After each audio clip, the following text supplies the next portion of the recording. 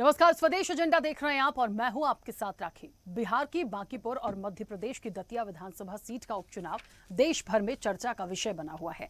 BJP ने दतिया से पूर्व गृह मंत्री और चर्चित नेता नरोत्तम मिश्रा की जगह आशुतोष तिवारी को मौका दिया। वहीं बांकीपुर में प्रशांत किशोर की एंट्री के बाद बीजेपी के लिए बांकीपुर उपचुनाव प्रतिष्ठा की लड़ाई बन गई है।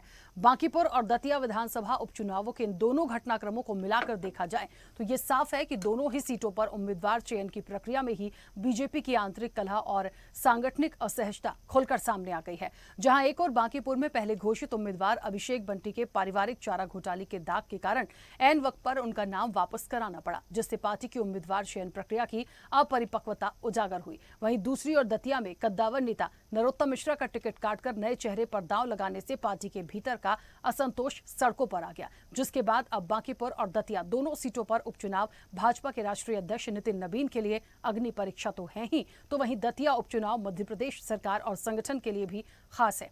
और देखिए, ऐसे में दोनों उपचुनावों को बीजेपी नेतृत्व की बड़ी परीक्षा माना जा रहा है। हालांकि इन उपचुनावों से ज्यादा कुछ फर्क नहीं पड़ने वाला, लेकिन जिस तरह से बांकीपुर सीट बीजेपी के राष्ट्रीय अध्यक्ष नितिन नवीन की परंपरागत सीट पर प्रशांत किशोर की चुनौती और दूसरी दतिया विधानसभा सीट पर जिस पर प्रत्याशी को लेकर फैले रायते से बने समीकरण, देश की सियासत के इसी सबसे बड़े मुद्दे पर आज हम विस्तार से चर्चा करेंगे। उससे पहले देखिए ये रिपोर्ट।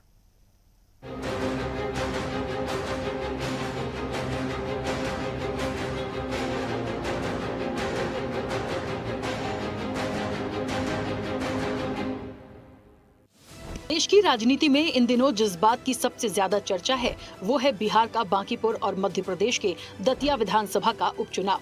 देश की इन दो अहम सीटों का उपचुनाव अब सिर्फ चुनावी रण नहीं रहा, बल्कि भारतीय जनता पार्टी के लिए प्रतिष्ठा का सवाल बन चुका है। दरअसल बांकीपुर में बीजेपी को अपने पारंपरिक गढ़ को बचाने की बड़ी चुनौती है, जहां भाजपा के राष्ट्रीय अध्यक्ष नितिन नवीन की वजह से मुकाबला ज्यादा हाई प्रोफाइल हो गया है। तो वहीं दतिया में उम्मीदवार चयन के बाद उपजे असंतोष और संगठनात्मक चुनौतियों के बीच सत्ता और संगठन के सामने सीट जीतने के साथ साथ एकजुटता बनाए रखना भी बड़ी परीक्षा है। बात बिहार की बांकीपुर विधानसभा सीट की करें तो भाजपा का गढ़ मानी जाती है बांकीपुर विधानसभा सीट। नितिन के पिता स्वर्गीय नवीन किशोर सिन्हा का गढ़ रही ये सीट। इस सीट से 5 बार से विधायक रह चुके हैं नितिन नवीन। नितिन नवीन के इस्तीफे के बाद खाली हुई ये सीट। पिछले विधानसभा चुनाव में 51,000 से ज्यादा वोटों से जीते थे नितिन नवीन। नितिन नवीन को मिले थे कुल 63% वोट। ऐसे में बांकीपुर विधानसभा सीट पर जीत न केवल नितिन नवीन के लिए बल्कि बिहार की सत्ता संभाल रहे सीएम सम्राट चौधरी के लिए भी प्रतिष्ठा का सवाल बन गई है, क्योंकि इस सीट से जन सुराज पार्टी के संस्थापक प्रशांत किशोर के उपचुनाव लड़ने की घोषणा ने मुकाबला हाई प्रोफाइल बना दिया है। इस सीट पर सियासी और जातिगत समीकरण की बात करें तो यहाँ जातिगत समीकरण भी एक बहुत बड़ा फैक्टर है, जो नतीजों की दिशा और दशा तय करेंगे। क्या है बांकीपुर विधानसभा सीट पर जातिगत समीकरण, डालते हैं एक नजर। कायस्थ 14%, यादव 12%, मुस्लिम 9%, चंद्रवंशी 9%, वैश्य 9%, दलित 8%, भूमिहार 8%, ब्राह्मण 7%, राजपूत 5%, कुर्मी 5%, कुशवाहा 3%, अन्य 11%। बांकीपुर पूरी तरह से शहरी सीट है, जहां कायस्थ, भूमिहार, वैश्य, ब्राह्मण और राजपूत जैसे सवर्ण मतों का भारी झुकाव पारंपरिक रूप से भाजपा की तरफ रहता है। इसके अलावा पार्टी को कुर्मी, कुशवाहा और गैर यादव जातियों का भी अच्छा खासा समर्थन मिलता रहा है। हालांकि बांकीपुर का मुकाबला सिर्फ राजनीतिक नहीं बल्कि सामाजिक समीकरणों की भी बड़ी परीक्षा होगा। अब जहां भाजपा का विकासवादी एजेंडा जाति से ऊपर उठकर सबका साथ सबका विकास का मंत्र है, तो वहीं विपक्ष भी दो हाथ करने को तैयार। कि पार्टी ने जो एक कार्यकर्ता को फिर से मौका दिया है, वो कार्यकर्ता इस क्षेत्र में जनसंघ काल के जो हमारे कार्यकर्ता रहे उनके परिवार का सदस्य है और एक ऐसा युवा है जिसको क्षेत्र के लोग एक कार्यकर्ता के रूप में जानते हैं। वो हर लोगों की समस्याओं के साथ खड़ा रहता है। लोगों में कह सकते हैं कि उसकी पहचान बड़ी नहीं है, पर उसका सेवा जिस क्षेत्र में वो काम करता है वो बहुत बड़ा है। तो मुझे उम्मीद है कि बांकीपुर के लोग का भी वही आशीर्वाद और स्नेह जो मुझे मिला, भारतीय जनता पार्टी को मिला, वो स्नेह और आशीर्वाद नीरज सिन्हा को भी पूरी तरह से मिलेगा। बांकीपुर विधानसभा का उपचुनाव हो रहा है। ये उपचुनाव विधायक चुनने का चुनाव नहीं है। ये बिहार में नेतृत्व बदलने का चुनाव है। ये बिहार में बीजेपी के अहंकार पर अंकुश लगाने का चुनाव है। ये बिहार में चुने हुए प्रतिनिधियों को जवाबदेह बनाने का चुनाव है। उधर दतिया का उपचुनाव भी बीजेपी के लिए अपनी प्रतिष्ठा बचाना सबसे बड़ी चुनौती बन गया है। दतिया में प्रदेश के पूर्व गृह मंत्री नरोत्तम मिश्रा का टिकट कटने से बने राजनीतिक समीकरणों के कारण सत्ता और संगठन के नेताओं को पशोपेश में डाल दिया। हालांकि नामांकन के दौरान मुख्यमंत्री से लेकर प्रदेश अध्यक्ष तक जिस तरह की तस्वीरें सामने आईं और सब कुछ ठीक होने के साथ ही एक साथ होने का दावा भले ही किया जा रहा हो, लेकिन इस सीट पर भाजपा कांग्रेस के अलावा आजाद समाज पार्टी यानी दामोदर यादव ने सत्ता संगठन की चिंता बढ़ा दी है। तो वहीं कांग्रेस भी दतिया सीट पर फिर से जीत का दावा कर रही है। दरअसल दतिया में पार्टी ने आशुतोष तिवारी को मैदान में उतारा है। नरोत्तम मिश्रा के टिकट कटने के बाद भाजपा को भारी विरोध का सामना करना पड़ा है। दतिया भाजपा का गढ़ माना जाता है, लेकिन बीते चुनाव में नरोत्तम मिश्रा को कांग्रेस प्रत्याशी ने शिकस्त दी थी। तो वहीं दलित वोट बैंक के भरोसे दामोदर यादव भाजपा को चुनौती दे रहे हैं। इसलिए सीट न केवल पार्टी की साख बचाने बल्कि स्थानीय असंतोष को थामने के लिए एक प्रतिष्ठा की लड़ाई बन चुकी है। दतिया विधानसभा सीट पर कुल मतदाताओं की संख्या करीब 3,56,000 है, जहां की चुनावी बिसात पूरी तरह से जातिगत समीकरणों के इर्द गिर्द घूमती है। इस सीट पर किसी भी प्रत्याशी की हार जीत तय करने में अन्य पिछड़ा वर्ग, अनुसूचित जाति और ब्राह्मण मतदाताओं का दबदबा रहता है। दतिया सीट पर सामाजिक और जातिगत समीकरणों की बात करें तो यहाँ सबसे अधिक दबदबा ओबीसी वर्ग का है, जिनकी कुल संख्या करीब 90,000 से 95,000 के बीच है। सामान्य वर्ग के लगभग 60,000 मतदाता, जिनमें सबसे बड़ा 33,000 से 35,000 हिस्सा ब्राह्मणों का है। अनुसूचित जाति के कुल मतदाताओं की संख्या करीब 58,000 से 60,000 है। अकेले अहिरवार जाटव समाज के ही लगभग 33,100 से 40,000 मतदाता हैं। मुस्लिम मतदाताओं की संख्या करीब 7,000 से 8,300 के आसपास है। दतिया उपचुनाव में जातीय समीकरण चुनाव की दिशा तय कर सकते हैं।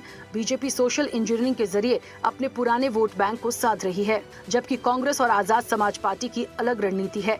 लेकिन मध्य प्रदेश में ये उपचुनाव सत्ता और संगठन के लिए प्रतिष्ठा का सवाल बन गया है, क्योंकि भाजपा में नरोत्तम मिश्रा के टिकट कटने के बाद उन पर भरोसा और प्रदेश अध्यक्ष से लेकर मुख्यमंत्री तक डैमेज कंट्रोल बड़ी चुनौती होगा। जनता से वोट की अपील की है। मुझे पूरा भरोसा है प्रचंड बहुमत से जनता विजय कराएगी, क्योंकि बीते समय कांग्रेस को जिताने की कीमत दतिया ने चुकाई है। जो यहाँ पर विकास का कारवां चल रहा था उसको ग्रहण लगा। पूरे मध्य प्रदेश की जनता की ओर से दतिया की जनता का आभार व्यक्त करता हूँ कि जिस तरीके का वो प्रतिसाद दे रहे हैं, वो मैं मानता हूँ कि 25,000 वोट से कांग्रेस की हाथ के पंजे की ये सीट निकलेगी। हाँ, नरोत्तम मिश्रा जी का टिकट कटाव से समीकरण चेंज हुए, हमारे पक्ष में समीकरण बने हैं। भाजपा में असंतुष्ट है, असंतोष बहुत ज़्यादा है, चरम पर है। जब आदरणीय राष्ट्रीय अध्यक्ष चंद्रशेखर आजाद जी आए थे और किला चौक पे हमारी 3 दिन पहले जो सभा हुई, उसमें जितनी संख्या थी भारतीय जनता पार्टी की सभा में, उससे 30% लोग भी नहीं मौजूद है। और अगर कांग्रेस की बात करें तो वो तो 15% पे भी नहीं पहुंचे। इससे स्पष्ट है कि दतिया की जनता ने तय कर लिया है कि इस बार भाजपा कांग्रेस को छोड़ के तीसरे दल को जिताने वाले हैं। अब बांकीपुर सीधे तौर पर नए राष्ट्रीय अध्यक्ष नितिन नवीन की राजनीतिक प्रतिष्ठा से जुड़ी है, जिनके सामने अपने इस परंपरागत गढ़ को बचाने के साथ साथ जनसुराज के प्रशांत किशोर और आरजेडी की नई और मजबूत घेराबंदी को तोड़ने की चुनौती है। तो वहीं दतिया में नरोत्तम मिश्रा जैसे बड़े चेहरे की नाराजगी के बीच नए उम्मीदवार आशुतोष तिवारी को जिताना पार्टी की साख का सवाल बन गया है। चुनाव प्रचार पूरी तरह शुरू होने से पहले ही उम्मीदवार का चयन, डैमेज कंट्रोल की नौबत और कार्यकर्ताओं का खुला विद्रोह बीजेपी के लिए इन दोनों उपचुनावों की राह को बेहद कांटों भरा और चुनौतीपूर्ण बना चुका है। ऐसे में देखना दिलचस्प होगा कि दोनों ही सीट पर नतीजे क्या होंगे। चैनल हेड आरपी श्रीवास्तव के साथ प्रमोद श्रीवास्तव की रिपोर्ट।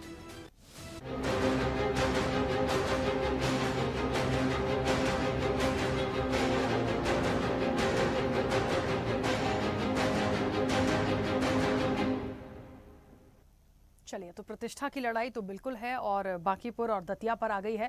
ये दोनों ही चुनाव किस तरीके से महत्वपूर्ण हैं, कितने महत्वपूर्ण हैं और क्या यहाँ के समीकरण हैं, इस रिपोर्ट के माध्यम से तो हमने समझा। लेकिन एक बात और भी है, जिन चेहरों को मैदान में उतारा गया है वो क्यों हैं, किस रणनीति के तहत हैं और उनको जिताने की जिम्मेदारी जाहिर तौर पर पार्टी की होगी, लेकिन भारतीय जनता पार्टी के लिए वाकई एक बहुत बड़ी चुनौती जैसा है। चाहे आप बांकीपुर की बात कर लीजिए, चाहे आप दतिया की बात कर लीजिए, तो बहुत ज्यादा कुछ ना कहते हुए जितने समीकरण सामने निकल कर आए हैं, ये दोनों ही इलेक्शन जिस तरीके से सामने आए हैं, जो कैंडिडेट हैं और भारतीय जनता पार्टी का पूरा नेतृत्व जिस तरीके से इन इलेक्शंस के लिए लगातार जो दौरे और प्रचार प्रसार चल रहा है, उन सारी चीजों को देखते हुए क्या मूड जनता का है, हम विस्तार से चर्चा करेंगे। तमाम मेहमान जुड़े हैं। सबसे पहले आपका परिचय करा दें। भारतीय जनता पार्टी का पक्ष रखेंगे अनंत अमित। अनंत जी, बहुत स्वागत चर्चा में जुड़ने के लिए। कांग्रेस का पक्ष रखेंगे मृणाल नामे। मृणाल जी, आपका भी बहुत स्वागत है। जनसुराज से हमारे साथ हैं सैयद मसीहुद्दीन। सैयद मसीहुद्दीन जी, आपका भी बहुत स्वागत है। आरजेडी का पक्ष रखेंगे प्रेम सागर। प्रेम सागर जी का भी स्वागत है। पूर्व प्रदेश अध्यक्ष हैं आजाद समाज पार्टी से सुनील अस्तेय। सुनील जी का भी बहुत स्वागत है। वरिष्ठ पत्रकार प्रियदर्शी रंजन हमारे साथ हैं। प्रियदर्शी जी, आपका भी बहुत स्वागत है। और स्वदेश न्यूज के channel head RP Srivastava ji हमारे साथ जुड़े हैं। आरपी श्रीवास्तव जी, आपका भी बहुत स्वागत है। चर्चा की शुरुआत चुनौती जिनके लिए बड़ी दिख रही हैं और जिस तरीके से है भारतीय जनता पार्टी, उन्हीं से चर्चा की शुरुआत करेंगे। अनंत अमित जी, मुझे सुन पा रहे हैं? जी हाँ अनंत जी, चाहे बांकीपुर की बात करें या दतिया की बात करें, ये बड़ा महत्वपूर्ण एक सवाल हो गया है, क्योंकि मध्य प्रदेश की हम दतिया की बात करें तो यहाँ पे सीट को लेकर जिस तरीके से सिनेरियो हुआ, जो थोड़ा सा असंतोष भी हुआ, उस गैप को भरना है। उस गैप के साथ साथ उस कैंडिडेट को भी जिताना है, क्योंकि नरोत्तम मिश्रा एक तरफ और आशुतोष तिवारी एक तरफ, हम एक कॉमन जैसा उनको नहीं ले सकते। तो ये एक चुनौती है। जो थोड़ी सी कड़वाहट आई या मनमुटाव हुआ, उस चीज को भी देख के चलना है। ठीक है, एक तो महत्वपूर्ण, तो यहाँ पे एक चुनौती बनती है। बांकीपुर ले जाइए तो ये बिल्कुल सही है। नितिन नवीन राष्ट्रीय अध्यक्ष हैं और सम्राट चौधरी को जो जिम्मेदारी मुख्यमंत्री बनने की मिली, मुझे ऐसा लगता है कि इस सीट को जिताना वाकई एक प्रेशर है। तो भारतीय जनता पार्टी इन दोनों ही चुनाव को कैसे देख रही है और कितनी उम्मीदें हैं, कितनी चुनौती भरा मानते हैं? राकेश जी, सर्वप्रथम आपको, आपके सारे और आपके सारे दर्शकों को वंदे मातरम, भारत माता की जय। तो राज्यों के 2 विधानसभा सीटों पे चुनाव हो रहे हैं। तो राखी जी, बांकीपुर का जो चुनाव है, बांकीपुर से हम आते हैं। बांकीपुर एक विधानसभा नहीं, बांकीपुर बिहार का शासन का एक प्रतीक है। और जिस तरीके से 1995 से लेके आज तक बांकीपुर का विधानसभा लगातार अनंत जी एक सेकंड रुकिएगा। अनंत जी एक सेकंड, मेरा रिक्वेस्ट है, बाकी हमारे जो भी मेहमान जुड़े हैं, यदि उनका माइक अनम्यूट है तो प्लीज म्यूट करिए, क्योंकि डिस्टर्ब होता है, कोई दूसरे गेस्ट बोलते हैं तो प्लीज। हाँ अनंत जी, प्लीज कंटिन्यू। जी राखी जी, मैं कह रहा था कि बांकीपुर का चुनाव, ये चुनाव सिर्फ बांकीपुर विधानसभा नहीं है। बांकीपुर विधानसभा उस प्रदेश का प्रतीक है, सुशासन का प्रतीक है। और जिस तरीके से जंगल राज से मुक्त करा के 1995 से लगातार बांकीपुर में हम जीतते आ रहे हैं। और बांकीपुर की जनता, चूंकि शहरी सीट होने की वजह से, पहले ये पटना पश्चिम सीट से कहलाता था, लेकिन 2008 के परिसीमन के बाद ये बांकीपुर के नाम से जाना जाता है। और यहाँ से लगातार हमारे राष्ट्रीय अध्यक्ष 5 बार विधानसभा का चुनाव जीत कर आते हैं। इससे पूर्व उनके पिताजी नितिन नवीन जी 1995 से लगातार जीत कर आते हैं। और हम बिहार को एक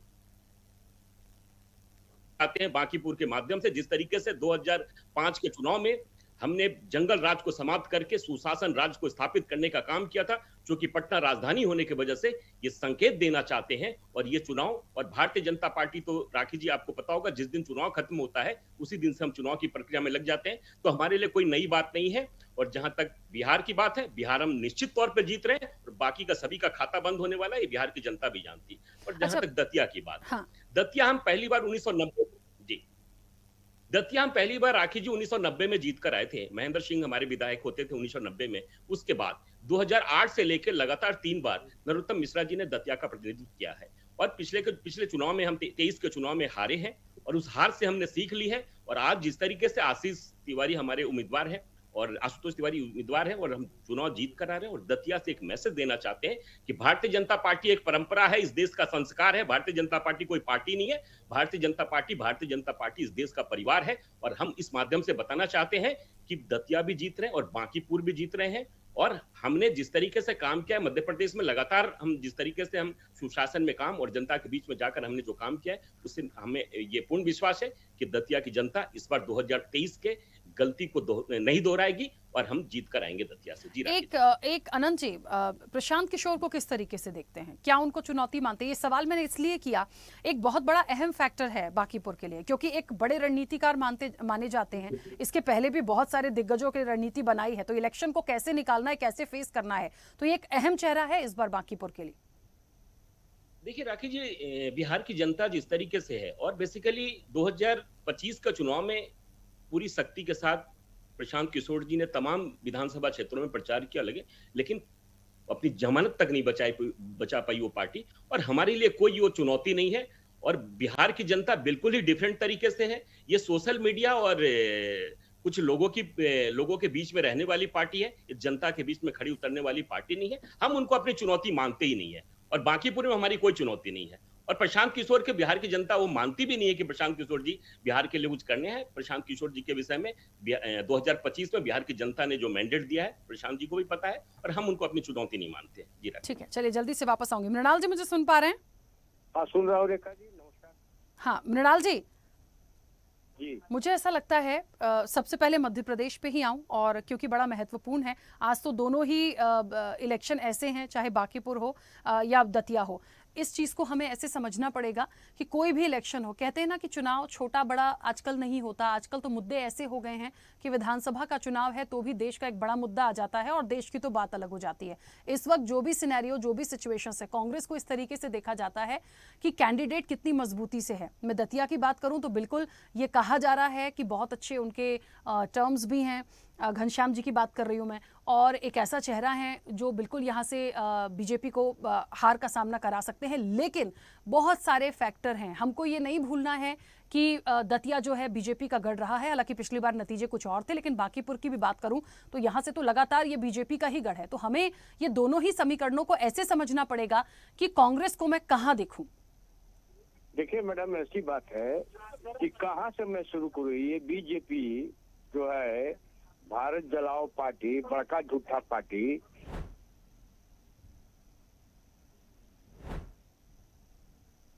मृणाल जी आवाज नहीं आ रही है। मैं बोलना चाह रहा हूँ मैडम, अब आ रही है? हाँ अभी ऑडियो आ रहा है, बोलिए। देखिए मैं कहाँ से शुरू करूँ। बीजेपी का नाम ही है बड़का झूठा पार्टी, ठीक है ना। तो जैसे कि दतिया का बेसिकली आप देख लीजिए, सुरेश मिश्रा जी वहाँ जो है पूरी तरह से पिछले विधानसभा में काफी वो मेहनत करते हैं, और वो मुख्यमंत्री के माने लेवल में आ जाते हैं। लेकिन देखिए धर्मेंद्र जो अपना क्या कहते हैं, जो वहाँ के मुख्यमंत्री है, उनको साइड किनार कर दिए। तो कई प्रकार के आप देख लीजिए, जो वहाँ के आदिवासियों पर किस प्रकार से जुल्म ढाया जा रहा है मध्य प्रदेश में, वो किसी से छुपा नहीं हुआ है। दलितों पर किस प्रकार से वहाँ अत्याचार हो रहा है, वो भी छुपा हुआ नहीं है। वहाँ पानी का हाहाकार है, लोगों से छुपा हुआ नहीं है। लोग गंदा पानी पीने के लिए वहाँ पर जो है बाध्य है। हम लोग सरकार से बराबर लड़ाई कर रहे हैं। हमारे जीतू पटवारी भी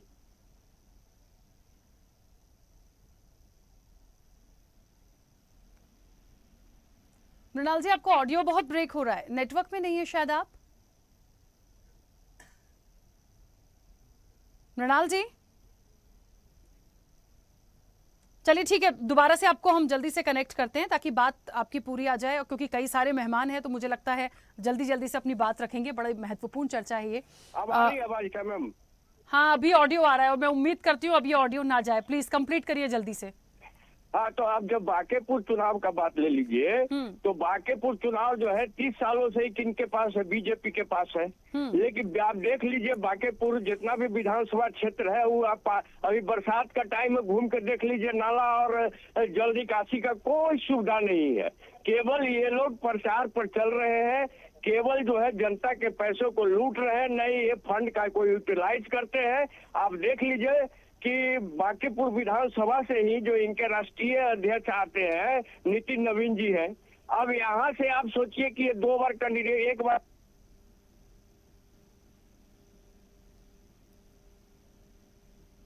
अध्यक्ष है यहाँ के, सारंगी जी उनको कांख के नीचे दबा के घूम रहे हैं। तो हमें तो समझ में ही नहीं आता है कि किस प्रकार से ये चुनाव लड़ना चाहते हैं। दूसरी बात मैं बोलना चाहता हूँ प्रशांत किशोर जी के बारे में। तो प्रशांत किशोर जी कहाँ का नेता हो गए?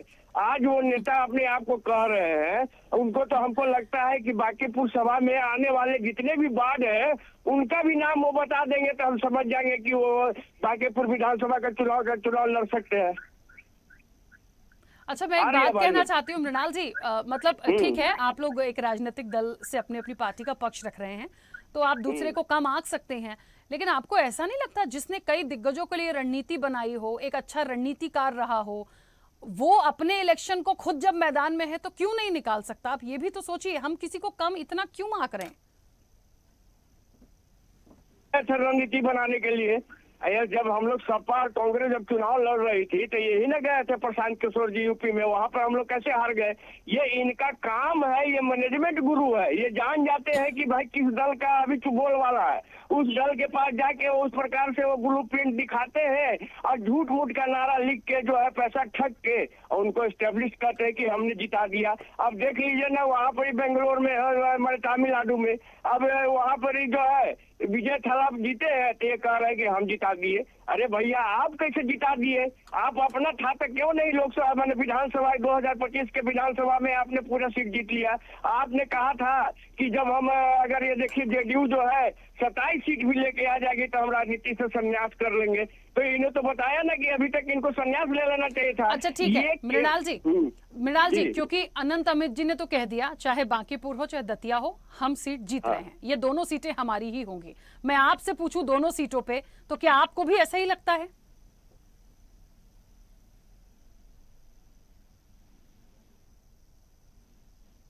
अभी देख लीजिए ना कि कितने प्रकार एनसीआरबी का रिपोर्ट उठा के देख लीजिए, आप बिहार का एनसीआरबी का रिपोर्ट उठा के देख लीजिए कितने प्रकार का अपराध भरे हुए। ठीक है मृणाल जी, अपराध से इतर मैं ये पूछ रही हूँ, शायद आपका ऑडियो प्रॉपर नहीं आ पा रहा था इसलिए प्लीज मुझे एक लाइन में बताइए कि दतिया और बांकीपुर किसको जिता रहे हैं? हम लोग मैंने गठबंधन जीतेगा, होगा महागठबंधन जो है वो जीतेगा, वहां से कांग्रेस जीतेगी। अच्छा चलिए ठीक है, मैं वही देख रही थी कि कोई ईमानदारी से जवाब देगा या नहीं। मुझे लगता है जो हमारे वरिष्ठ पत्रकार हैं या आरपी श्रीवास्तव जी, वो एक अच्छा विश्लेषण उस पर करेंगे क्योंकि पार्टी सब अपने आप को ही जिताएंगी। खैर जल्दी से वापस आऊंगी। सैयद मसीहुद्दीन जी, मुझे सुन पा रहे हैं? सर मैं आवाज जा रही है? हाँ, आपकी आवाज में सुन पा रही हूँ। मुझे ऐसा लगता है क्योंकि आज का जो चर्चा है वो दतिया और बांकीपुर दोनों को लेके है, हालांकि जिसका कैंडिडेट जहां है और जिनका जहां पर जनाधार है वो उस विषय पे ज्यादा बेहतर बोलेगा। तो पहले मैं बांकीपुर से ही शुरू करती हूं, लेकिन क्योंकि एक दल होते हैं, जुड़े होते हैं, कोई गठबंधन में होता है, किसी की विचारधारा अलग होती है, वो किसको समर्थन कर रहा है, उस नजरिए से मैं बहुत संक्षिप्त प्रतिक्रिया आपकी दतिया पे भी चाहूंगी और सबसे पहले बांकीपुर पे। यहाँ तो बाकी जो लोग हैं, चाहे गठबंधन वाले हैं या सत्ता पक्ष वाले हैं, वो कह रहे हैं कि प्रशांत किशोर का इतना कोई मत या उनका इतना कोई जनाधार है ही नहीं, तो जमानत जब्ती होनी है, उनका कुछ होना नहीं है। देखिए, मैं तो बांकीपुर में हूँ, अब बांकीपुर विधानसभा क्षेत्र के का प्रचार रोजाना कर रहा हूँ। आज भी मैं वार्ड नंबर 42 में था, लंगर टोली में था, नाला रोड में था, अशोक राजपथ पर था। आपको बता दे राखी जी कि ये एक बदलाव की बयार है पूरे बिहार में।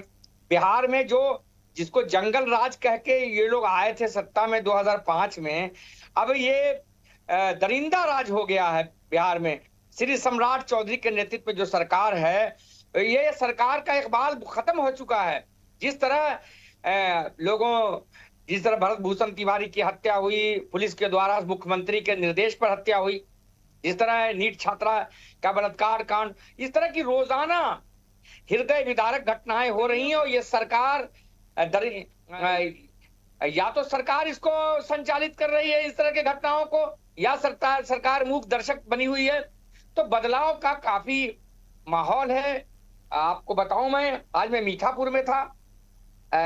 इसके पहले यहाँ के कई बार श्री नितिन नवीन जी मुख्यमंत्री रहे, मंत्री विधायक रहे। इनके पिताजी स्वर्गीय नवीन सिन्हा जी यहाँ के विधायक रहे। मैं नवीन जी के बारे में तो नहीं कहूंगा, लेकिन ये तो नगर विकास के भी मंत्री रहे, ये पथ निर्माण विभाग के ही मंत्री रहे। लेकिन आपको बता दो कि एक दिन के बारिश में जो हाल बांकीपुर का हुआ कि लोग सड़कों पर हनुमान चालीसा पढ़ते हुए जा रहे हैं और लोगों में काफी आक्रोश है, काफी नाराजगी है। चूंकि एक दिन का कोई मामला नहीं है, ये सीट इनके पास 1995 से है। तो लगातार ये सीट 35-40 सालों से इसी भारतीय जनता पार्टी के पास है। लेकिन इन लोगों ने कुछ नहीं, ये लोगों ने स्वर्गीय सुशील मोदी जी जो पटना में जिन्होंने नर्सिंग की थी, स्वर्गीय कैलाशपति मिश्रा जी जिन्होंने पूरे बिहार में भारतीय जनता पार्टी को एक पहचान दिलाई थी, उनकी मेहनत कोशिश, और बाद में जब ये एनडीए बना श्री नीतीश कुमार के नेतृत्व में, तो श्री नीतीश कुमार का जो वोट बैंक बढ़ा इनके साथ जुड़ करके, तो उससे ये जीते। लेकिन यहाँ के वोटर कहाँ नीतीश कुमार का कद, इन्होंने ला करके सम्राट चौधरी को ला करके बैठा दिया है। मैंने आपको क्या बतावें कि सरकार नाम की कोई चीज बिहार में नहीं है। बांकीपुर जहां का सचिवालय है, जहां सारे वीआईपी रहते हैं, जहां हाई कोर्ट का क्षेत्र है, पूरा शासकीय तंत्र का इलाका ये है, लेकिन बहुत ही अविकसित है, कोई काम यहाँ नहीं हुआ है। आज मैं मीठापुर, जो सबसे बड़ी यहाँ पर बहुत बड़ी मंडी इस विधानसभा क्षेत्र के अंदर है, यहाँ दुकानदारों ने कहा कि भाई एकदम हम लोग परेशान हैं और हम लोग चाहते हैं कि नया बदलाव हो। कम से कम मेरी आवाज तो सरकार में नहीं लोग जा पाएगा, लेकिन कम से कम मेरी आवाज तो सदन में गूंजेगी। श्री प्रशांत किशोर जी मैं एक विद्वान आदमी है, पढ़े लिखे आदमी है, तो हम इनको देंगे। दूसरी बात हम आपको बताना चाहते हैं कि खुद इनके ही घर को आग लग गई, घर के चिराग से। पहले इन्होंने, चूंकि नितिन नवीन जी भारतीय जनता पार्टी के राष्ट्रीय अध्यक्ष, उनको लगा कि मेरी सीट है, तो इन्होंने अपने पुराने कार्यकर्ता जो 26 साल से इनके साथ जुड़े हुए थे, श्री अभिषेक कुमार बंटी जी, उनको दे दिया उन्होंने टिकट। लगा कि हम तो राष्ट्रीय अध्यक्ष हैं, हम अपनी सीट पर हम टिकट नहीं देंगे, कौन देगा। तब इनको भारतीय जनता पार्टी में जो गुटबंदी की राजनीति है, जो गुजरात लॉबी का प्रभाव है, गुजरात लॉबी ने इनका लंगोटा खींच लिया।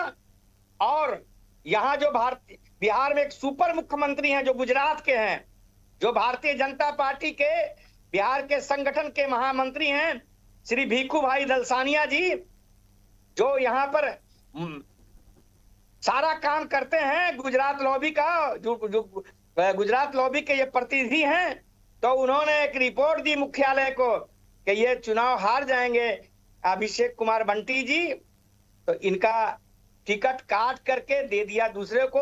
अब बेचारा नितिन नवीन का आदमी नहीं बन करके गुजरात लॉबी का आदमी, गुजरात का जो नेतृत्व है, उसका उम्मीदवार को जो पॉकेट में इनके रहेगा। जनता कह रही है कि ये लोग तो सब पॉकेट वाला का उम्मीदवार दिया है। सैयद मसीउद्दीन जी, मुझे ऐसा लगता है नितिन नवीन जी ने दिया था पॉकेट वाला सैयद मसीउद्दीन जी, सुनिए, मुझे ऐसा लगता है कि भारतीय जनता पार्टी कमजोर है, नहीं है, किसको टिकट दे रही है, उसका क्या हो रहा है, छोड़ दें। मुख्य रूप से चर्चा का जो विषय है कि आपको या प्रशांत किशोर को क्यों बांकीपुर की जनता चुनेगी, आप, ये महत्वपूर्ण सवाल है। चुनौती आप उनको देंगे, भाई उनका तो गढ़ है, वो जीतते चले आ रहे हैं लंबे समय से, भेदना आपको है, तो आपकी मजबूत रणनीति होना चाहिए। उसके लिए मुझे कुछ 2-3 पॉइंट्स जल्दी से बताइए। ये है कि आपको मैं राखी जी बता दूं कि सारा दलीय समीकरण टूट गया है, जातीय और धार्मिक सब कुछ टूट चुका है। इस बार लोग बदलाव चाहते हैं, और चूंकि इनसे लोग उबे हुए हैं, इसलिए अपना राजनीतिक टेस्ट, पॉलिटिकल स्वाद बदलना चाहते हैं। जैसे आप खाना खाती, रोटी खाती हैं, चावल खाती हैं, तो चाहती हैं कि मलपुआ खाएं, पुलाव खाएं, बिरयानी खाएं। तो इस बार बांकीपुर की जनता को मौका मिला है कि एक तो अराजक सरकार श्री सम्राट चौधरी जी के नेतृत्व में बिहार में काम कर रही है, अफसरशाही अपने चरम सीमा पर पहुंची हुई है, विकास नाम की कोई चीज नहीं है।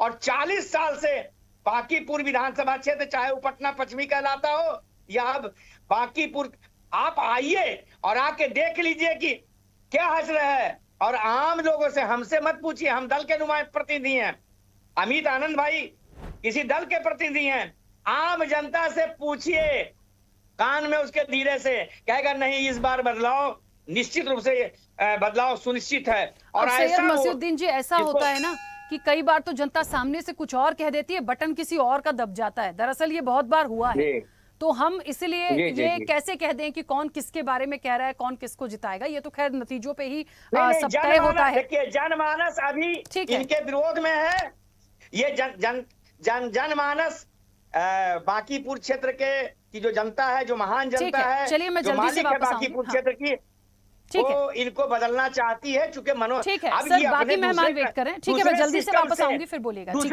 है, दूसरे सिस्टम से कुछ करें वो अलग बात है, ठीक है। लेकिन जनता इनको वोट नहीं देने जा रही है। प्रेम सागर जी मुझे सुन पा रहे हैं? प्रेम सागर जी? हाँ, सुन रहे हैं, बोलिए। हाँ, प्रेम सागर जी, किस तरीके से आरजेडी जो है इस चुनाव को देख रही है? एक लाइन का छोटा सा सवाल। बुराइयों से इतर अपनी रणनीति, अपनी मजबूत रणनीति क्यों जनता चुने, हम इस पे जाएंगे। एकदम छोटा सा आपका सवाल है, तो मेरा जवाब भी बहुत छोटा होगा, बहुत लंबा नहीं होगा, क्योंकि जो वक्ता बोल रहे थे बीजेपी के, वो देख के बोल रहे थे या कोई लिख के उनको दिया था, ये तो वो जाने। दतिया में पहले मैं एक लाइन में वहां बताना चाहता हूं कि ये कह रहे थे कि बीजेपी का संस्कार, बीजेपी का आदर्श रहा है। तो दतिया में 20 किलोमीटर जब एनएच जाम हुआ, जब बीजेपी के कार्यालय पर बीजेपी के ही लोग कब्जा कर लिए, प्रधानमंत्री को गाली दी गई, मुख्यमंत्री को गाली दी गई और 3 दिन तक पूरा महिमा मंडित होते रहा, तो बीजेपी का संस्कार क्या है, चाल चरित्र क्या है, इनके आदर्श क्या हैं, वो पूरा देश देखा। खैर, मैं बिहार से हूं और बांकीपुर पे आता हूं। बांकीपुर में इन्होंने कह रहा था कि बहुत अच्छे से साफ सुथरे तरीके से ये बता रहे थे, और इनको ये बताते हुए बीजेपी के लोगों को शर्म नहीं आती है कि आप परिवारवाद पे भाषण देते हैं और आप बड़े आसानी से कह रहे हैं वहां तो नितिन नवीन जी के पिताजी 10 साल विधायक थे, 25 साल नितिन नवीन जी विधायक रहे, इसीलिए फिर से अपने पीए अभिषेक कुमार बंटी को टिकट दे दिया। और जिस चारा घोटाले की चर्चा ये कर रहे थे, उसी चारा घोटाले के लड़के को 25 साल तक जो है इनके राष्ट्रीय अध्यक्ष अपने घर में रखने का काम किया, उनको पीए बनाकर रखने का काम किया और लास्ट में टिकट दिलवाने का काम किया। तो इनकी क्या चाल चरित्र है, ये किसी से छुपा हुआ नहीं है। और वर्तमान में जो इनके कैंडिडेट है बछड़ा, उसको लेरू कहता है, लेरू। बिहार में आइएगा ना तो गाय के साथ जो बच्चा आता है ना, उसको बछड़ा लेरू कहा जाता है। देखो, लेरू को खोज के लाए, पता है क्यों? क्योंकि नितिन नवीन जी वहां से अपने परिवार के लोगों को 5 साल के बाद फिर से चुनाव लड़ा सके, फिर से वो अपने बेटे को चुनाव लड़ा सके, अपनी पत्नी को चुनाव लड़ा सके। इसलिए एक ऐसे व्यक्ति को टिकट दिया गया जो कि आसानी से अगला बार 5 साल के बाद जो है सीट छोड़ देगा। अब इनका समझिए कि बांकीपुर जो राजधानी है पूरे बिहार का, बांकीपुर में कितने शिक्षित लोग हैं। अगर इन्हीं के नितिन नवीन जी के ही जाति से तय करना था उम्मीदवार, तो क्या इनके जो है नितिन नवीन जी जिस कास्ट से आते हैं, क्या उस कास्ट में पढ़े लिखे लोग नहीं थे? क्या बीजेपी ने 37 वर्षों में 35 वर्षों से बीजेपी वहां राज कर रही है, क्या एक कार्यकर्ता, जमीनी कार्यकर्ता तो पार्टी के लिए संघर्ष किया, खून पसीना सींचने का, देने का काम किया, वो व्यक्ति का हक नहीं बनता था कि उसको जो है जब सीट खाली हुआ है तो उसको टिकट मिले? और ये कह रहे हैं कि नहीं, अपनी चिंता के साथ साथ बिहार की चिंता है। यही सच्चाई है, बीजेपी के लोगों का यही सच्चाई है कि सब सुनना नहीं चाहते। आप सच सुनने वाले लोग नहीं हैं, आप किसी को बोलने देने वाले लोग नहीं हैं, आप सच नहीं सुन सकते हैं क्योंकि आपके कान बहरे हो चुके हैं। आपने बोला तो मैंने कहा, आप जब बकबक कर रहे थे तो आपके बीच में टोका, आपके बीच में मैंने कहा, आपको रोका, आपको बोलने का मौका दिया, मुझको बोलने का मौका दीजिए। क्यों आपका इतना जल्दी आत्मा फट रहा है? हम बोल रहे हैं, आपको क्यों दिक्कत हो रही है, तकलीफ क्यों हो रही है? आपने भी तो अपने आदर्श के बारे में कहा। और रही बात बिहार में, बिहार चुप रही है, आपसे ज्यादा बोलने के लिए आता है। आपको एक बार बोलने नहीं दूंगा, हल्ला करते रहूंगा। आप क्या समझते हैं कि बीच में बोल के आप रोक दीजिएगा, दबा दीजिएगा? हम लालू यादव के सिपाही हैं, तेजस्वी यादव के सिपाही हैं, डरने वाले लोग नहीं हैं। आप सुनिए, ठीक है, आराम से। आपका बिहार में महाजंगल राज है, बिहार में भी चुनाव चल रहा है और चुनाव के अंदर बांकीपुर में बंटी यादव जी की बंटी यादव का पटना की राजधानी जहाँ 100 अरे चंदा चोर, अरे राम मंदिर का चंदा खाने वाले लोग, अरे अब तो चुप रहो, पूरा देश देख रहा है। राम मंदिर का चंदा खा दिया, पूरा देश देख रहा है। रुकिए देखिए, अरे चंदा चोर चुप रहो, अरे चंदा चोर चुप रहो, अरे राम मंदिर के चंदा खाने वाले चुप रहो, बोलने दीजिए, राम मंदिर के चंदा खाने वाले चुप रहो। छोड़ दीजिए दिए थे क्या? ठीक है हाँ मैं चंदा दिया था, अरे चंदा दिया था। अरे प्रभु श्री राम, आप ही टिक लगाए हुए हैं, आप ही टिक लगाए, मतलब आप ही हिंदू हैं, अरे आप हिंदू हैं, आप तय कीजिएगा कि देश में हिंदू कौन रहेगा। क्या मैं बिना चंदा दिए यहाँ बैठा हुआ हूँ? आप कितना चंदा खाए हैं? अरे आपने कितना चंदा खाया? मैंने चंदा दिया है, आप कितना चंदा खाया मैं आगे बढ़ूं, अरे आपने कितना चंदा खाया है? कर रही हूँ, प्लीज अनंत जी रुकिए ना। प्रेम सागर जी, ये बोलने वाला कौन है? क्यों बोलेगा ये व्यक्ति? ये डिबेट में इसके प्रति मैंने कुछ कहा? क्यों ये बोल रहा? अभी बंटी यादव की हत्या बिहार की राजधानी जहां 100 सीसीटीवी कैमरा लगा है, जहां 100 पुलिस फोर्स की तैनाती होती है, पटना राजधानी जहां पटना का जंक्शन है, वहां से निर्मम हत्या कर दी जाती है और पुलिस 72 घंटा तक उस परिवार को कटघरे में खड़ा रखता है। तो पूरे बिहार की जनता में आज क्या बेगूसराय में हुआ, हमारी बहन के साथ निर्भया जैसी घटनाएं हो रही है, राजगीर में दलितों के साथ क्या हुआ, वहां पर भरत तिवारी के साथ कैसे फर्स्ट एनकाउंटर हुआ, पूरे देश में क्या माहौल है, पूरे राज्य में क्या माहौल है, ये किसी को बताने की जरूरत है। आज भी जो है भरत तिवारी के परिवार के लोग दिल्ली में धरना पर बैठे हुए हैं। भरत तिवारी के बारे में क्यों नहीं बोलते? बोल के देखे भरत तिवारी का एनकाउंटर के बारे में। कुल मिला के प्रेम सागर जी, आपको लगता है कि ये सारे जो मुद्दे हैं, इसका खामियाजा भारतीय जनता पार्टी भुगतेगी बांकीपुर में, ये कहना चाह रहे हैं? हम ये कहते हैं कि ये 40 स्टार प्रचारक भारतीय जनता पार्टी ने बनाया है एक बांकीपुर चुनाव लड़ने के लिए। तो क्या ये बताएंगे कि इनके जो स्टार प्रचारक हैं, जो 2025 में इन्होंने बिहार की जनता से जो घोषणा किया था कि 1 करोड़ रोजगार देंगे, ये बताएंगे कि कितने लोगों को रोजगार मिला? 2 लाख महिलाओं को देने की बात हुई थी, ये बताएंगे कितने महिलाओं को 2 लाख रुपया दे दिया बिहार में जो है? तो ये इनकी व्यवस्था है। बांकीपुर की जनता पूरी तरीके से समझ चुकी है और पूरी तरीके से महागठबंधन के साथ एकजुट है। और हमारी जो वहां उम्मीदवार है बहन रेखा गुप्ता जी, वो ये महिलाओं की बात करते हैं, महिला आरक्षण की बात करते हैं, क्यों नहीं वहां महिला उम्मीदवार उतारे? एक रीतू जायसवाल आई, उसको पार्टी ज्वाइन करवा दी और कहे कि रीतू जायसवाल बेस की बेटी है, बांकीपुर से उम्मीदवार होगी, क्यों नहीं उतारे? उतार देते ऋतु जायसवाल को, महिला का सम्मान हो जाता। हार जीत तो बात की थी।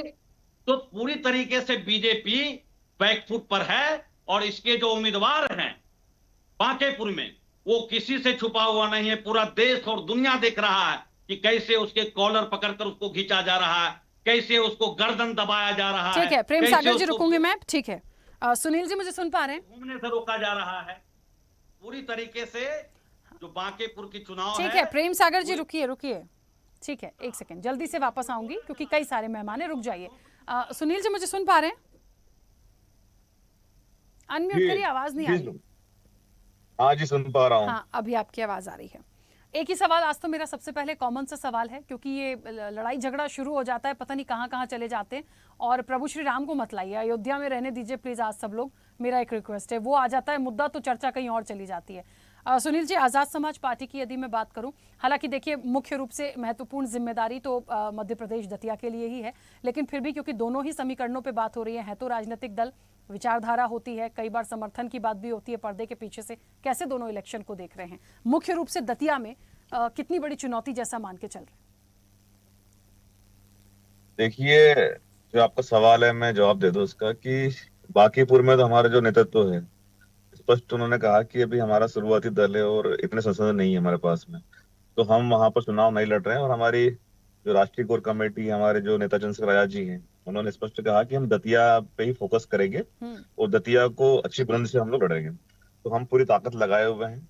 हमारा जो संगठन है, हमारे जो प्रदेश के पदाधिकारी, हमने सभी की ड्यूटी वहां पर लगा दी है। और लगभग उसी का परिणाम है कि पिछले 3 महीनों से हम वहां पर तैयारी कर रहे थे, तो भाजपा को, आर्य समाज पार्टी की तैयारी को देखते हुए उनको टिकट चेंज करना पड़ा।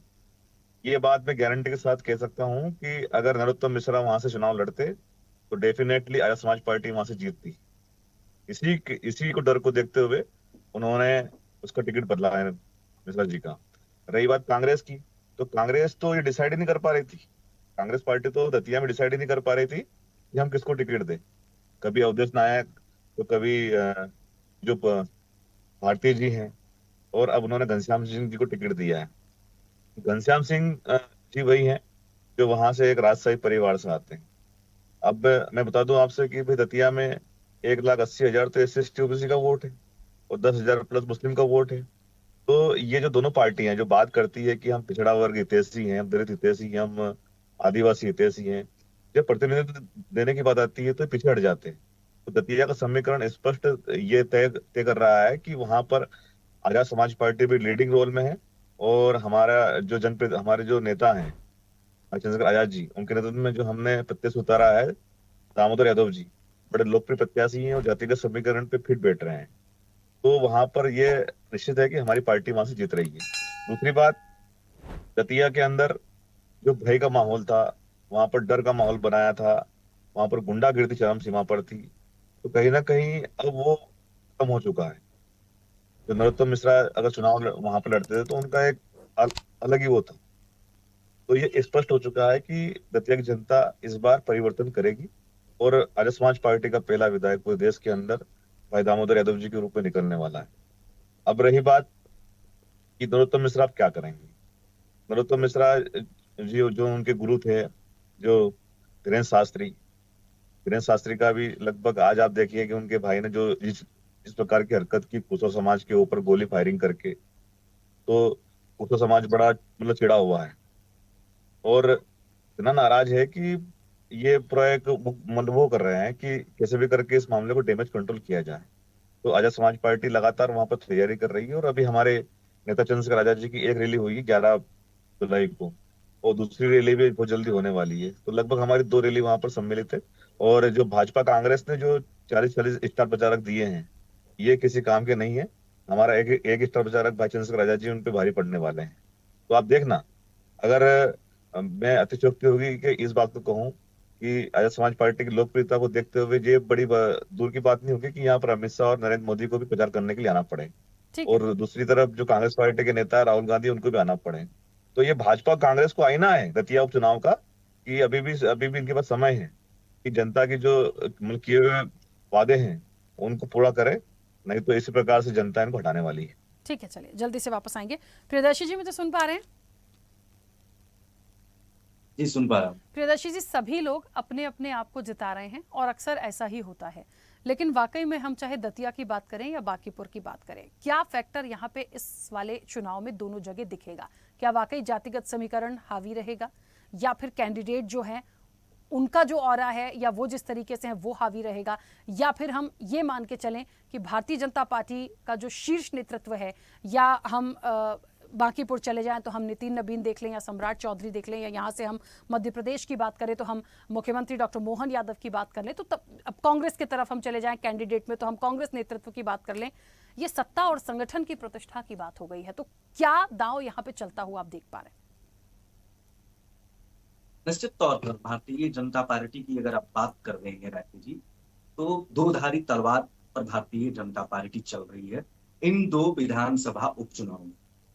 मैं ऐसा इसलिए कह रहा हूं कि ये दो-धारी तलवार इसलिए है कि अगर इन दोनों सीटों पर भारतीय जनता पार्टी के उम्मीदवारों की जीत होती है तो ये मान लिया जाएगा कि भारतीय जनता पार्टी के भीतर नवीन राजनीति की शुरुआत हो चुकी है और जनता ने उसे एक्सेप्ट कर लिया है। और बहुत मुश्किल से ऐसा देखा गया है कि भारतीय जनता पार्टी के भीतर बगावत का कोई असर होता है। जो आप उद्धत कर रही हैं बांकीपुर को और दतिया को, आप मध्य प्रदेश से ही इसका उदाहरण लीजिए। मां भारती जब मुख्यमंत्री थी, हटा करके शिवराज सिंह चौहान को बना दिया गया। उस समय भी कहा गया था कि भारतीय पार्टी को भविष्य में या आगामी विधानसभा चुनाव में, उस समय के विधानसभा चुनाव में बड़ा नुकसान हुआ, लेकिन ऐसा कुछ नहीं।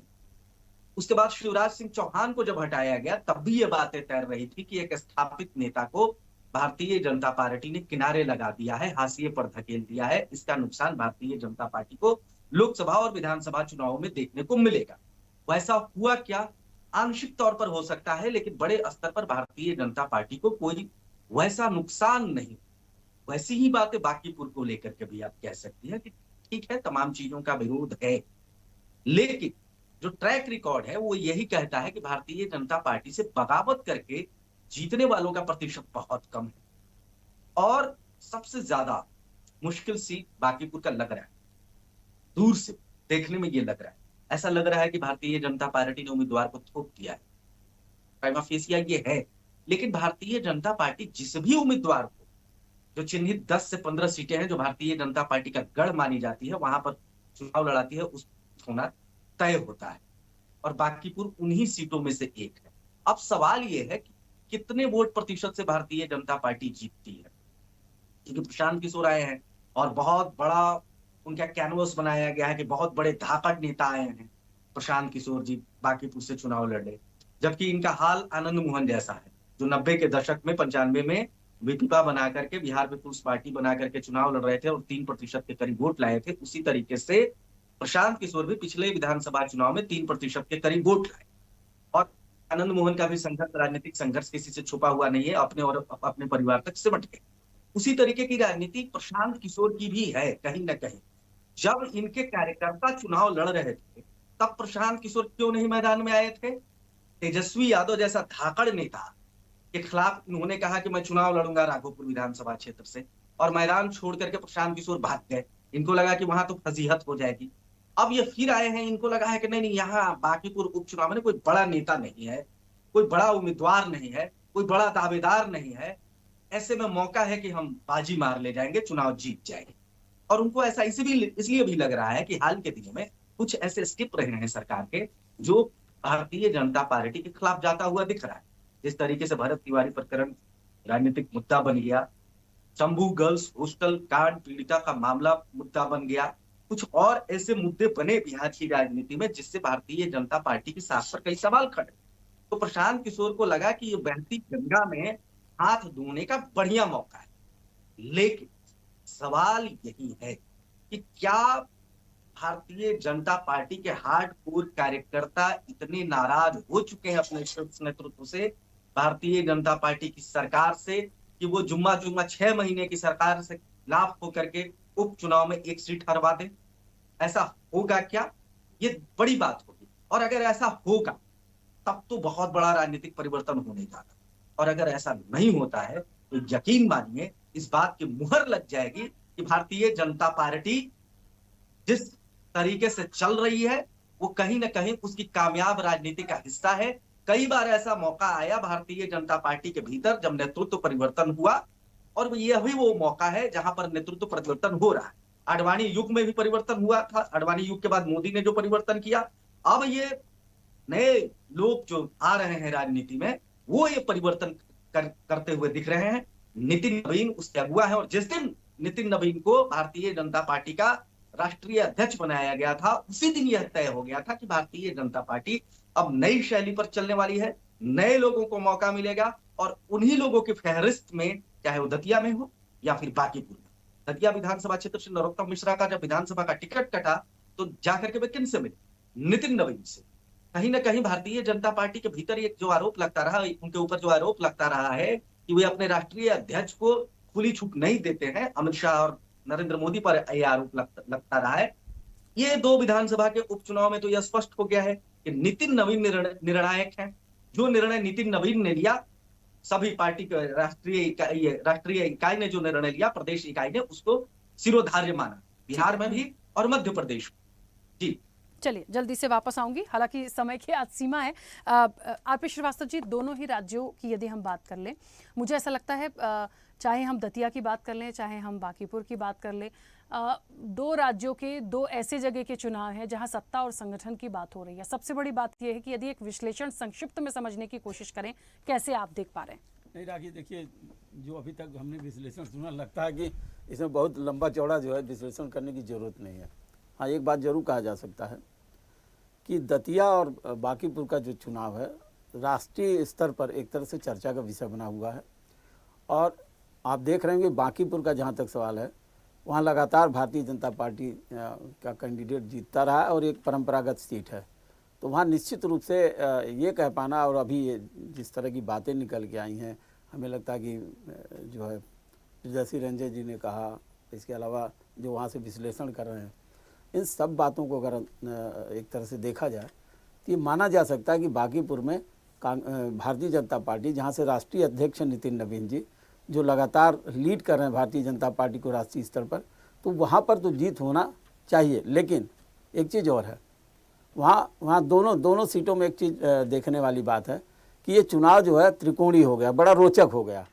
एक जगह प्रशांत किशोर हैं जन सुराज पार्टी के, दूसरे आज़ाद पार्टी से खड़े हैं दामोदर यादव। अब आप देखिए समीकरण किस तरह से बदला है, और इसको बड़े गंभीरता से लेने की ज़रूरत है भारतीय जनता के राष्ट्रीय नेतृत्व को भी, क्योंकि यहाँ कई जगहों पर आप देखिए अगड़े पिछड़े की लड़ाई है। कहीं कहीं आप मध्य प्रदेश में दतिया को देखिए, जहाँ पर अभी नरोत्तम मिश्रा जी का टिकट कटा, उसके बाद जो है अभिषेक तिवारी को मिला, और इसके बाद बीच में जिस तरह की यहाँ घटनाक्रम हुआ, लगातार जो है चाहे जो भी हो, हमको लगता है भारतीय जनता पार्टी का शीर्ष नेतृत्व इस पर नज़र बनाए हुए कि आखिर यहाँ हो क्या रहा है। लेकिन इतना ज़रूर है, इस पूरे मामले को, पूरे चुनाव को रोचक बना दिया। इतना रोचक तो किसी विधानसभा चुनाव नहीं होता जितना दो सीटों पर होने वाला चुनाव है। और ये बहुत बड़ी बात है कि अगर यहाँ मान लीजिए भारतीय जनता पार्टी को किसी सीट पर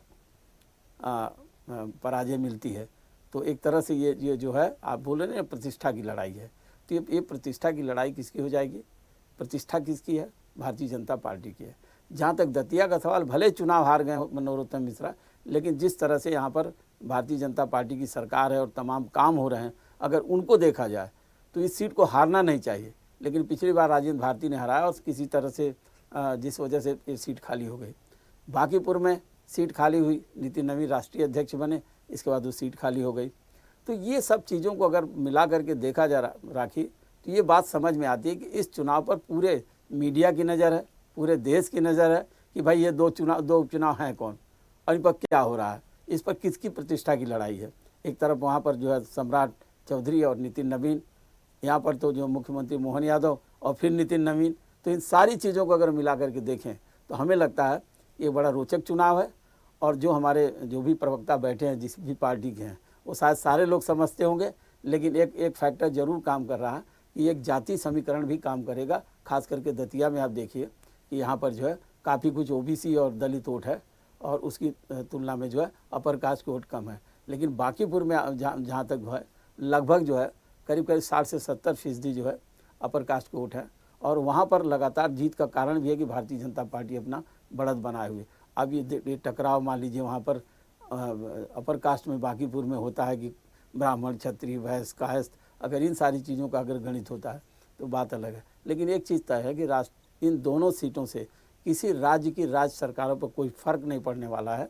सिर्फ इतना कहा जा सकता है कि इन दोनों सीटों के माध्यम से एक राष्ट्रीय स्तर पर एक नया संदेश जाएगा कि आखिर विपक्ष कहाँ खड़ा है और सत्ता पक्ष कहाँ पर। बिल्कुल ठीक बात है। और देखिए क्योंकि समय आज बहुत हो गया, दोबारा से तो मैं नहीं आ पाऊंगी, लेकिन ये इलेक्शन जब तक चलेगा मुझे ऐसा लगता है ये चर्चा जारी रहेगी। अभी तो वक्त है, अभी तो प्रचार होंगे, तमाम चीज़ें होंगी। फिर भी कोई बहुत महत्वपूर्ण किसी के पास कोई ऐसा पॉइंट है तो प्लीज़ 10 सेकेंड में रखिए जल्दी से। कोई कुछ कहना चाहता है? नहीं राखी जी, बार बार सारे पैनलिस्ट कह रहे हैं कि ये नितिन नवीन जी की परीक्षा है। नितिन नवीन जी ने इससे पहले 5 राज्यों के चुनाव में उन्होंने साबित कर दिया है अध्यक्ष बनने के बाद, जिस तरीके से पश्चिम बंगाल में हमारी सरकार बनी है, असम में सरकार बनी है, पंडिचोरी में सरकार बनी है। तो इसलिए नितिन नवीन जी के लिए ये कोई अग्नि परीक्षा नहीं है।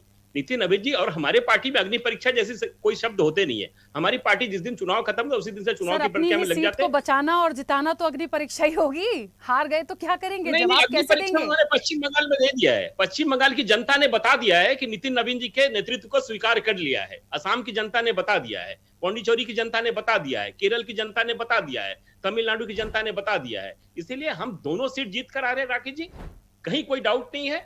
लेकिन चुनाव है, चुनाव की प्रक्रिया, लोकतंत्र में चुनाव की खूबसूरती होती है, तो खूबसूरती को देखेंगे 30 तारीख। चलिए ठीक है, क्योंकि समय की सीमा है। आप सभी का बहुत शुक्रिया इस चर्चा में जुड़ने के लिए। राखी जी। हाँ सुनील जी, क्योंकि समय बहुत हो गया है, बोल लीजिए, बोलिए, जल्दी से बोलिए। राखी जी, दतिया से मोदी और शाह को आईना दिखा दिया है कि मोदी और शाह जी के सामने कोई बोलने की हिम्मत नहीं करता था, लेकिन नरोत्तम मिश्रा जी के कार्यकर्ताओं ने ये बता दिया है कि मोदी और शाह भाजपा नहीं है। इनको समझना चाहिए और ये तिलिस्म अब धीरे धीरे इनका टूटेगा। और आप देखिएगा जो दतिया से जो विरोध शुरू हुआ ना, पूरे देश में जाएगा। ठीक है। हाँ प्रेम सागर जी, आप भी समय मांग रहे थे, बोल लीजिए, नहीं तो आपको आपत्ति आ जाएगी। जल्दी बोलिए, जल्दी से। बिहार की जनता उस बात को याद करके वोट देगी कि कैसे गरीबों का झोंपड़ी उजाड़ा गया, कैसे ठेला पे बुलडोजर चलाए गए, और बुलडोजर बाबा के नाम पे जो ये बिहार की जनता के ऊपर जो अत्याचार हुआ है, वो बिहार की जनता इस बार जवाब बीजेपी को देगी। चलिए, हम इंतजार कर रहे हैं और जैसे जैसे और प्रचार होगा, रैलियां होंगी, फिर कुछ आएगा। इंतजार उस बात का भी है कि कौन से बड़े दावे हो रहे हैं, कौन सी बातें हो रही हैं, और ये भी देखेंगे कि कौन सी ऐसे बयान ना आ जाएं जिसके लिए लेने के देने पड़ जाएं। हमेशा चुनाव में कुछ ना कुछ जरूर आता है एंड मोमेंट पे। इंतजार करेंगे, फिर चर्चा में बैठेंगे। फिलहाल समय हो गया, आप सभी का बहुत शुक्रिया। तो देखिए, दतिया की बात करें या बांकीपुर की बात करें, एक बात तो सही है, हमेशा किसी भी इलेक्शन को देखिए जातिगत समीकरण अपने आप में प्रभावी होते हैं, इसको हम अलग नहीं रख सकते, ये चीजें हैं। लेकिन इसके साथ साथ जो नेतृत्व है, जो उसके पीछे स्टार प्रचारक काम कर रहे हैं, और अपने आप में सत्ता संगठन की भी देखिए एक प्रतिष्ठा की बात है। तो देखिए आखिरकार यहाँ का क्या नतीजा होता है, क्योंकि लास्ट में यदि देखें तो सब कुछ जनता के हाथ में ही है। क्या कुछ निकल कर आएगा, अपडेट आप तक पहुंचाते रहेंगे। फिलहाल चर्चा में इतना ही। बने रहिए स्वदेश न्यूज के साथ। सबसे पहले देश। ऐसे ही वीडियोस के लिए लाइक करें, शेयर करें, फॉलो करें। YouTube पर जाकर सब्सक्राइब कर बेल आइकन दबाना ना भूलें, और ताजा अपडेट्स के लिए स्वदेशलाइव.com पर जरूर जाएं।